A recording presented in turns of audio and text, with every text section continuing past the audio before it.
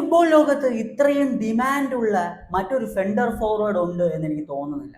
ഞാൻ പറഞ്ഞു വരുന്നത് അർജന്റീനിയൻ സൂപ്പർ താരമായിട്ടുള്ള ജൂലിയൻ ആൽവാരസിനെ കുറിച്ചാണ്. 2024 ജൂലിയൻ ആൽവാരസ് ഇംഗ്ലീഷ് പ്രീമിയർ ലീഗിൽ മാഞ്ചസ്റ്റർ സിറ്റിയിൽ നിന്നും അത്ലറ്റിക്കോ മാഡ്രിഡിലേക്ക് വന്നിട്ടുള്ളത് ലാലിഗയിൽ. താരം ലാലിഗയിൽ കഴിഞ്ഞ സീസണിൽ വളരെ മികച്ച ഫോമിലായിരുന്നു കളിച്ചിരുന്നത് അത്ലറ്റിക്കോ മാഡ്രിഡിന് വേണ്ടി.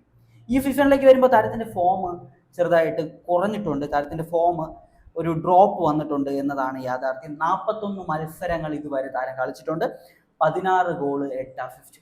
താരത്തിന്റെ നിലവാരം വെച്ചിട്ട് അറ്റ്ലീസ്റ്റ് ഒരു 22 ഗോളിന് മുകളിൽ ഇപ്പോൾ സ്കോർ ചെയ്യേണ്ട ആ ഒരു സമയമായി. പക്ഷേ അദ്ദേഹത്തിന്റെ സ്കോറിങ് 16 വന്നിട്ടുള്ളൂ. അതുപോലെ തന്നെ അസിസ്റ്റ് ഒരു 10ൽ കൂടുതൽ അസിസ്റ്റ് എന്തായാലും കൊടുത്തിരിക്കണമായിരുന്നു. പക്ഷെ 8 വന്നിട്ടുള്ളത്. സാധാരണ ബോക്സിനകത്ത് നിൽക്കുന്ന ഒരു പ്യുവർ നയൻ എന്ന് പറയുന്ന ടൈപ്പ് ഒരു പ്ലെയർ അല്ല ജൂലിയൻ ആൽവാരസ്. അദ്ദേഹത്തെ സംബന്ധിച്ച് കയറി ഇറങ്ങി കളിക്കാൻ പറ്റുന്ന ക്രിയേറ്റിവിറ്റി ഉള്ള ഒരു ഫാൾസ് നയനായിട്ടൊക്കെ ഉപയോഗിക്കാൻ പറ്റുന്ന ടൈപ്പ് ഒരു സെന്റർ ഫോർവേഡാണ്. അതുകൊണ്ട് തന്നെയാണ് അദ്ദേഹത്തിന് ഇത്രയും ഡിമാൻഡ് ഉള്ളത്. അപ്പോൾ ബാഴ്സലോണയെ സംബന്ധിച്ച് ബാഴ്സലോണയ്ക്ക് റോബർട്ട് ലെവൻഡോസ്കി വരുന്ന സമ്മറിൽ അദ്ദേഹത്തിന്റെ കോൺട്രാക്ട് തീരുവാണ്. പുതിയൊരു കോൺട്രാക്ട് കൊടുക്കുമെന്ന് തോന്നുന്നില്ല. 37 വയസ്സായിട്ടുണ്ട്. പിന്നെ ഫിനാൻഷ്യൽ സിറ്റുവേഷൻ വെച്ച് ഒരു പുതിയ കോൺട്രാക്ട് കൊടുത്താലും നമ്മൾ അത്ഭുതപ്പെടേണ്ടതില്ല. അപ്പോൾ ആദ്യത്തെ ടീം എന്ന് പറയുന്നത് ബാഴ്സലോണയാണ്. ബാഴ്സലോണയ്ക്ക് എങ്ങനെയും താഴത്തെ ടീമിൽ എത്തിക്കണമെന്ന് ആഗ്രഹമുണ്ട്. പക്ഷേ 100 മില്യണിൽ കുറഞ്ഞൊരു തുക നോക്കണ്ട, ഒരു ടീമും നോക്കണ്ട. അതിൽ കുറഞ്ഞൊരു തുകയ്ക്ക് ഈ പ്ലെയറെ കിട്ടത്തില്ല. കാരണം എന്താണെന്ന് വെച്ച് കഴിഞ്ഞാൽ 2024 ഇവർ ആഗസ്റ്റ് മാസത്തിൽ ഈ ഒരു താരത്തെ സൈൻ ചെയ്യുന്നത് 95 മില്യൺ യൂറോസിനാണ്. അപ്പൊ 95 മില്യൺ യൂറോസിന് സൈൻ ചെയ്ത ഒരു പ്ലെയറിനെ ആരെങ്കിലും അതിൽ കുറഞ്ഞൊരു എമൗണ്ടിൽ വിൽക്കുമെന്ന് തോന്നുന്നുണ്ടോ? അത് 2 സീസൺ മാത്രമേ കളിച്ചിട്ടുള്ളൂ. 2030 വരെ താരത്തിന് കോൺട്രാക്ട് ഉണ്ട്. അപ്പൊ നമ്മൾ നോക്കുന്ന സമയത്ത് ബാഴ്സ മാത്രമല്ല താരത്തിന്റെ പുറകെ ഉള്ളത്. പ്രീമിയർ ലീഗ് ക്ലബ്ബായിട്ടുള്ള ആഴ്സണൽ, ചെൽസി.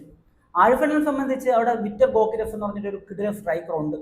പക്ഷെ അദ്ദേഹത്തിന്റെ നമ്പറുകളിൽ, അദ്ദേഹത്തിന്റെ ഗോളുകളുടെ എണ്ണത്തിലോ ഒന്നും ടീം തൃപ്തരല്ല എന്നാണ് അറിയാൻ കഴിഞ്ഞിട്ടുള്ളത്. അത് മാത്രമല്ല അവിടെ വേറെ അദ്ദേഹത്തിന് പരിക്ക് പറ്റിക്കഴിഞ്ഞാൽ ഒരു സോളിഡ് ആയിട്ടുള്ള സെന്റർ ഫോർവേഡ് ഇല്ല. മറ്റ് പ്ലെയേഴ്സിന് ഇഞ്ചുറി ഇഷ്യൂസ് ഉണ്ട്. അതുകൊണ്ട് തന്നെ ഒരു പ്ലെയർ ഇവർ നോക്കുന്നുണ്ട്.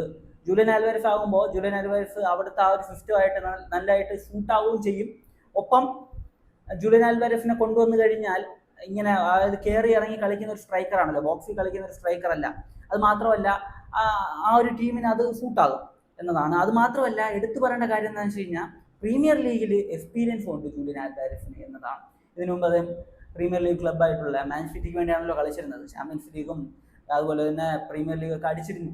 അപ്പോൾ അങ്ങനത്തെ ഒരു എക്സ്പീരിയൻസും ഉണ്ട്. അതുകൊണ്ട് തന്നെ പ്രീമിയർ ലീഗ് ക്ലബ്ബുകൾ താരത്തിൽ താല്പര്യപ്പെടുന്നുണ്ട്. ചെൽസിയുടെ കാര്യത്തിലേക്ക് വരുമ്പോൾ അവിടെ ജോ പെഡ്രോ എന്ന് പറഞ്ഞിട്ടുള്ള ഒരു അസാധ്യ സ്ട്രൈക്കർ അവർക്ക് ഉണ്ട്. പക്ഷേ അവിടെയും നമ്പറുകൾ കുറവാണ്. അത് മാത്രമല്ല ഇഞ്ചുറി കാര്യങ്ങൾ വന്നു കഴിഞ്ഞാൽ ഒരു ബാക്കപ്പിന് ഒരാളില്ല എന്നതാണ്. അതുകൊണ്ട് തന്നെ ഒരു സ്ട്രോങ് സ്ട്രൈക്കറെ കൊണ്ടുവരാൻ ഈ 2 ക്ലബ്ബുകൾ ആഗ്രഹിക്കുന്നുണ്ട്. ജൂലിയൻ ആൽവാരസിനാണെങ്കിൽ പ്രീമിയർ ലീഗിലെ ആ ഒരു ഫാസ്റ്റ് ഗെയിം ഉണ്ടല്ലോ, പ്രീമിയർ ലീഗ് ഗെയിം, അത് എക്സ്പീരിയൻസും ഉണ്ട്. അവിടെ നല്ല പ്രൂവൺ ആയിട്ടുള്ള ഒരു പ്ലെയറുമാണ്. അപ്പോൾ അതുകൊണ്ട് തന്നെ ഈ 2 ക്ലബ്ബുകളും ഇൻട്രസ്റ്റഡുമാണ്. ഇനി അടുത്ത് പറയേണ്ട പേരെന്ന് പറയുന്നത് PSG ആണ്. നിലവിൽ PSG അവരുടെ സെന്റർ ഫോർവേഡ് പൊസിഷനിൽ ബ്രാഡ്ലി ബാർക്കോള ഒപ്പം ഒസ്മാൻ ഡെംബലെയൊക്കെയാണ് കളിപ്പിക്കുന്നത്. സാധാരണ വലിയ മാച്ചിലൊക്കെ ഇവരാണ് ഇറങ്ങാറ്. പക്ഷേ അവരെ സംബന്ധിച്ച് ഇവരൊക്കെ ഒരു വിങ്ങേഴ്സാണ്. അവർ സെന്റർ ഫോർവേഡ് പൊസിഷനിൽ നന്നായിട്ട് കളിക്കുന്നുണ്ട്.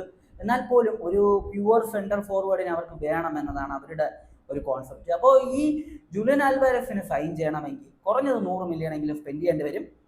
ബാഴ്സയുടെ ഒരു ഫസ്റ്റ് ചോയ്സാണ്. പക്ഷേ അറിയാലോ ബാഴ്സയുടെ ഫിനാൻഷ്യൽ സിറ്റുവേഷൻ വെച്ചിട്ട് ഡിഫിക്കൽട്ടാണ് കാര്യം.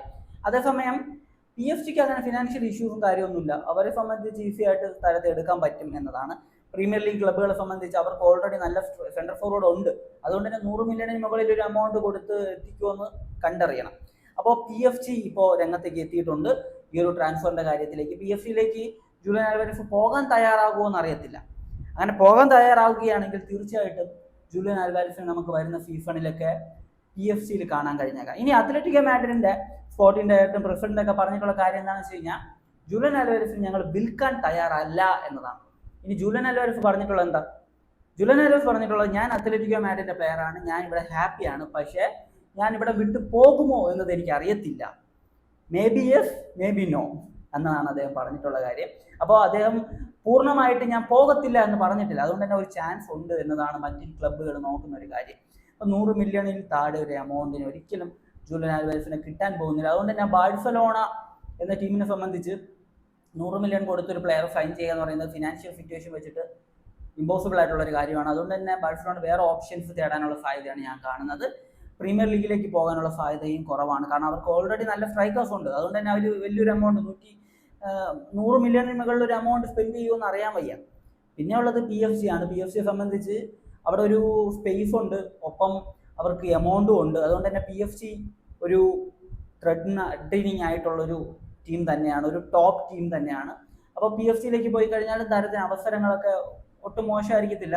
അത് മാത്രമല്ല താരത്തിൻ്റെ ഗെയിമിന് യോജിച്ചൊരു ഗെയിം തന്നെയാണ് ലൂയിസ് എൻറിക്കെ കളിക്കുന്ന ഒരു ഗെയിം. അതുകൊണ്ട് തന്നെ PSG നല്ലൊരു ഓപ്ഷൻ തന്നെയാണ് ജൂലിയൻ ആൽവാരസിനെ സംബന്ധിച്ച്. പക്ഷേ 2030 വരെയുള്ള കോൺട്രാക്റ്റ് ഉള്ള ഒരു പ്ലെയർ പെട്ടെന്ന് പോകാനുള്ള സാധ്യതകൾ ഞാൻ കാണുന്നില്ല. അത് മാത്രമല്ല അത് അവസാനത്തെ മാച്ചസ് നോക്കി കഴിഞ്ഞാൽ നിങ്ങൾക്കറിയാം, കഴിഞ്ഞ മാച്ചിൽ ചാമ്പ്യൻസ് ലീഗിൻ്റെ ആ ഒരു first leg match, round of 16 first leg മാച്ചിൽ ടോട്ടൻഹാമിനെതിരെ 2 ഗോളൊക്കെ അടിച്ചിട്ടുണ്ടായിരുന്നു. അപ്പോൾ താരത്തെ സംബന്ധിച്ച് വേറൊരു ടീമിൽ താരം കളിച്ചു കഴിഞ്ഞാൽ number of goal assist, goal കോൺട്രിബ്യൂഷൻ്റെ നമ്പർ കൂടാനുള്ള സാധ്യതകൾ ഒരിക്കലും തള്ളിക്കളയാൻ കഴിയാത്ത ഒരു സിറ്റുവേഷൻ ആണുള്ളത്. അപ്പോൾ ഇതാണ് നിലവിൽ ജൂലിയൻ ആൽവാരസിൻ്റെ സാഹചര്യം എന്ന് പറയുന്നത്. അപ്പോൾ ഇത്രയേ ഉള്ളൂ. അതിനു മുമ്പ് എനിക്ക് പറയാനുള്ള ഒരു കാര്യം എന്ന് വെച്ചാൽ നമ്മൾ 500 സബ്സ്ക്രൈബ് എന്ന അക്കൗണ്ടിലേക്ക് എത്തിയിട്ടുണ്ട്. നിങ്ങളുടെ വലിയൊരു സപ്പോർട്ടാണ് ഈ ഒരു അച്ചീവ്മെൻറ്റിലേക്ക് എത്താൻ കഴിഞ്ഞിട്ടുള്ളത്. 500 എന്ന് പറയുന്ന ഒരു ചെറിയ എമൗണ്ട് ആണെന്ന് എനിക്കറിയാം. പക്ഷേ എന്നെ സംബന്ധിച്ച് എൻ്റെ വീഡിയോസ് ഇഷ്ടപ്പെടുന്ന 500 പേര്, ഞാൻ ഹാപ്പിയാണ്. അപ്പോൾ 1000 സബ്സ്ക്രൈബ് എന്ന അക്കൗണ്ടിലേക്കാണ് നമ്മൾ ഇനി ട്രാവൽ ചെയ്യാൻ പോകുന്നത്. അപ്പോൾ നിങ്ങളുടെ സപ്പോർട്ട് ഞാൻ പ്രതീക്ഷിക്കുന്നു. അപ്പോൾ മറ്റൊരു വീഡിയോനെ കാണുന്നതായിരിക്കും. ബൈ ബൈ വിത്ത് ഫുഡേൽ.